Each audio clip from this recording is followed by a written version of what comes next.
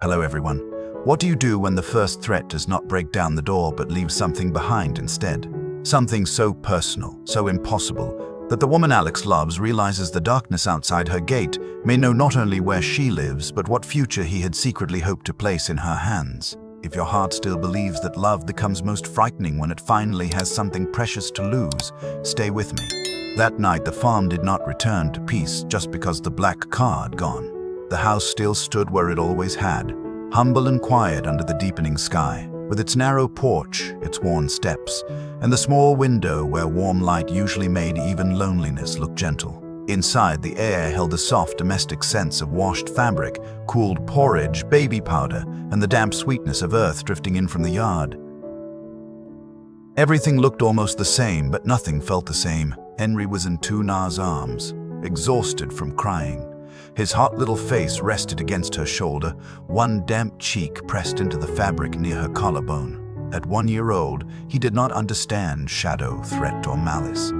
He only understood the tremor in his mother's breathing, the unfamiliar tension in her arms, and the strange heaviness in the room. Every now and then his tiny fingers tightened suddenly, as if even in near sleep his small body remembered that something outside had frightened him before he could name why.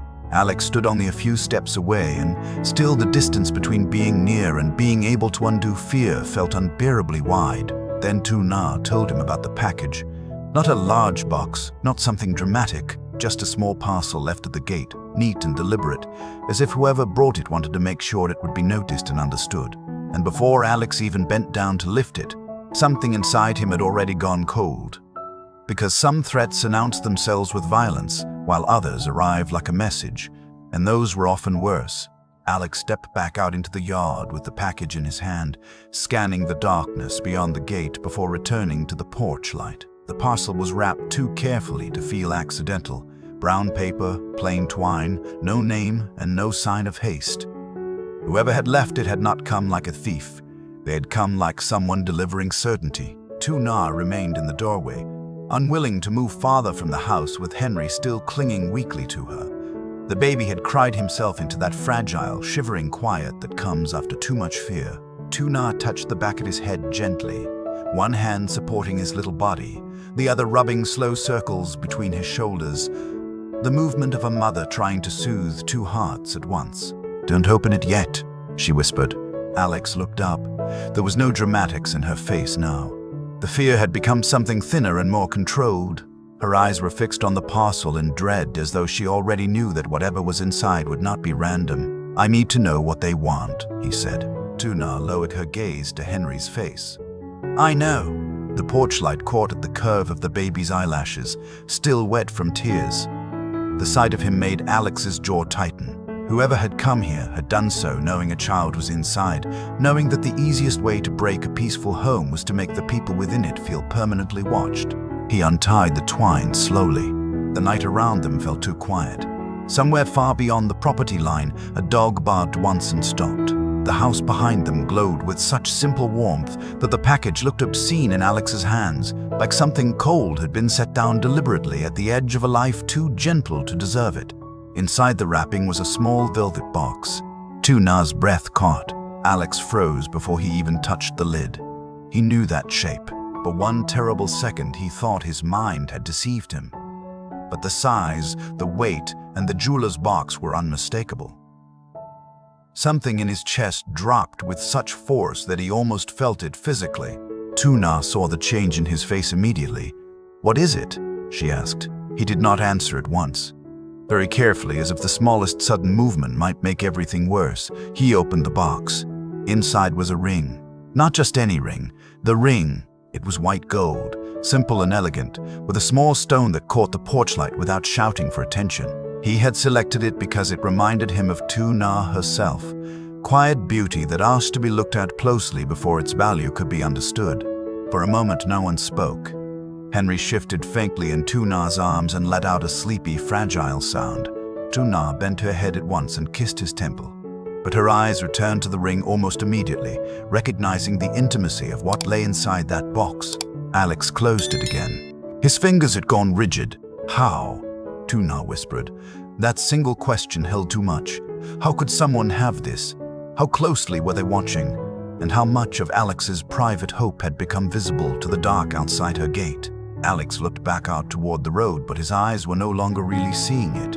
He was remembering the jewelry store, the discreet purchase, the receipt he had locked away, and the moment he had stood alone with that ring, imagining a future where he belonged to her. That future had now been touched by someone else, making it feel violated in a way violence alone might not have. Tuna stepped back once, still holding Henry tightly. "You bought that for me?" Alex finally looked at her.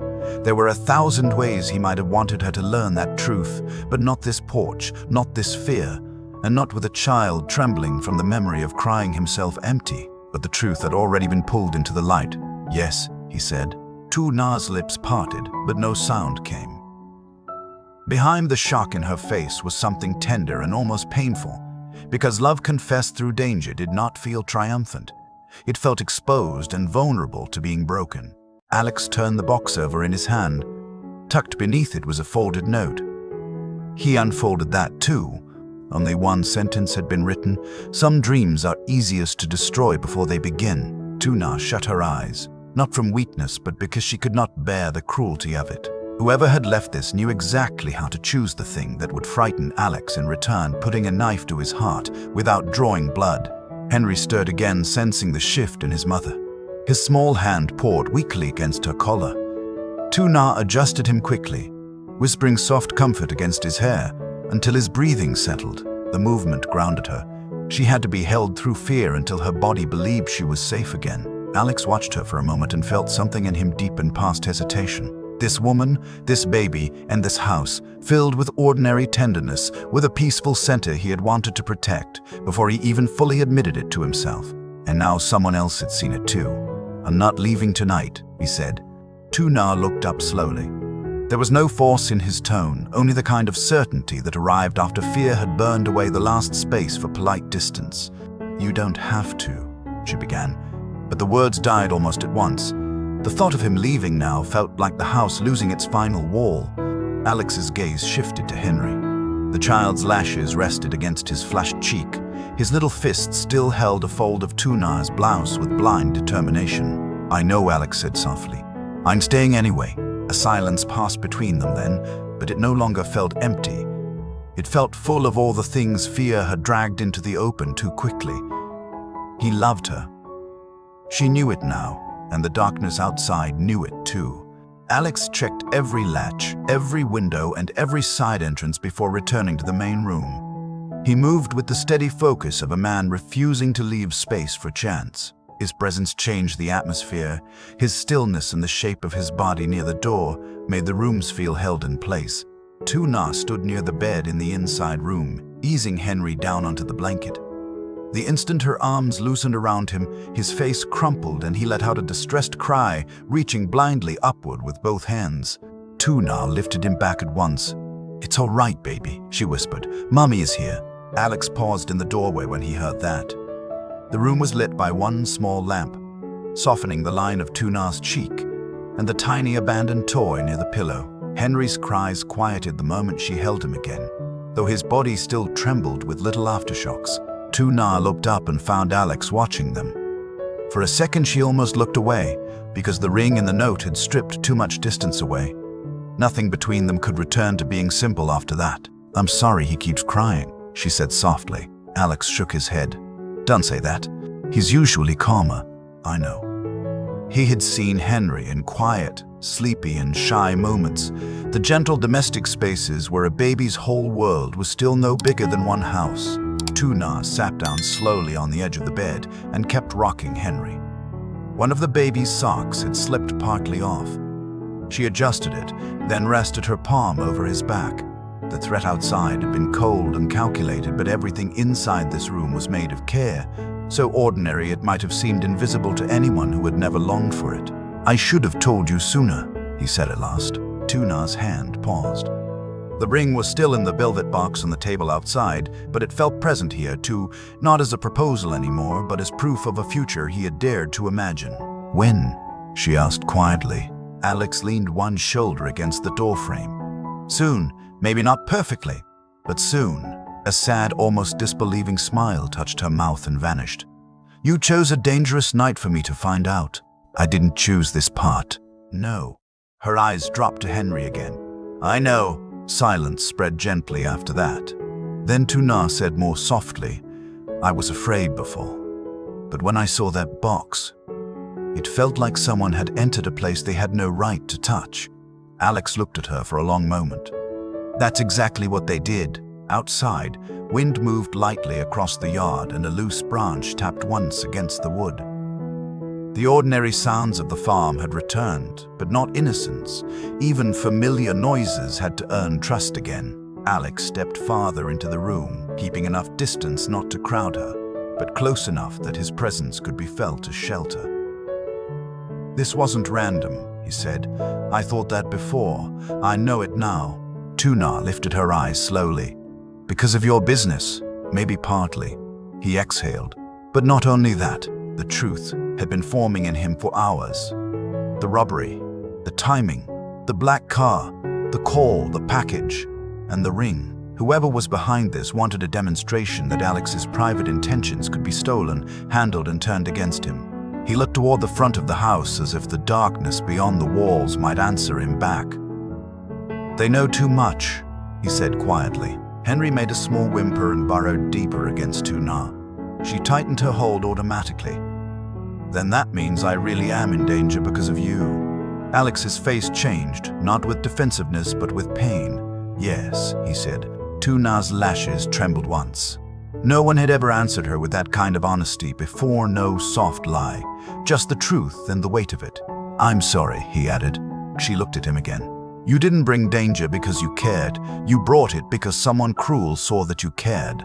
Alex crossed the remaining distance and crouched in front of her, lowering himself so his eyes were level with hers and lower than Henry's small sleeping form. It was the same instinctive movement she had once noticed. He never made either of them strain upward to be met. I should have protected you before it got this close, he said. Tuna's fingers moved over Henry's back. You came. I came late. But you came. Henry shifted suddenly and let out a broken little cry. Both of them responded at once. Tuna drew him close, murmuring, while Alex gently smoothed the baby's hair back from his damp forehead. Exhaustion and instinct seemed to recognize safety where it was offered. The sight of that nearly undid Tuna. For one aching instant, they looked like the outline of a family forming in the very place danger had tried to strike. She blinked quickly and looked away before tears could fall. Alex rose slowly. Try to rest a little. I'll stay in the front room. You won't sleep. No, Alex. I won't sleep. The firmness in his voice was not pride. It was the vigilance that comes when love cannot bear the thought of failing again. Tuna wanted to ask him to stay near her, but instead she only nodded. After some time, Henry finally fell into deeper sleep. Tuna laid him down carefully in the center of the bed, surrounding him with a thin blanket tucked close at his sides. He was small there, one hand curled beside his face, his breath warm and even at last. She sat beside him for a long minute before standing and stepping out into the main room. Alex was at the table with the ring box, the note, and the wrapping paper spread before him, studying every choice the sender had made. Tuna stopped a few feet away. Do you recognize the writing? She asked. Alex shook his head. No. And the box? Could anyone have known? Very few people. The answer made the room feel colder. Your mother? She knew I intended to ask you. He paused. She did not know when, and she would never speak carelessly. Tuna nodded. If so few people knew, then either someone very close had spoken, or someone had been watching Alex more carefully than either of them had imagined. Alex reached for the note again, reading it in silence. Then his phone vibrated. Both of them looked down at once at the unknown number. Alex answered immediately, his voice low and controlled. Who is this? For a second there was only quiet static. Then a man's voice, calm and almost amused, said, You should keep the ring. You may need both hands free. The line cut off. Tuna's face drained of color. Alex lowered the phone very slowly, poisoned by the realization that someone was close enough to the truth to mock him with it. Then, from the bed in the next room, Henry made a soft, restless cry in his sleep. Tuna turned toward the sound immediately, and before either of them could say another word, the porch light outside went dark. Tonight's danger did not break the door down. It reached into Alex's private hoop and laid it at Tunar's gate like a warning. The package proved that someone is watching the future he wanted to build, and when the porch light died, it became clear that the threat has not finished testing him.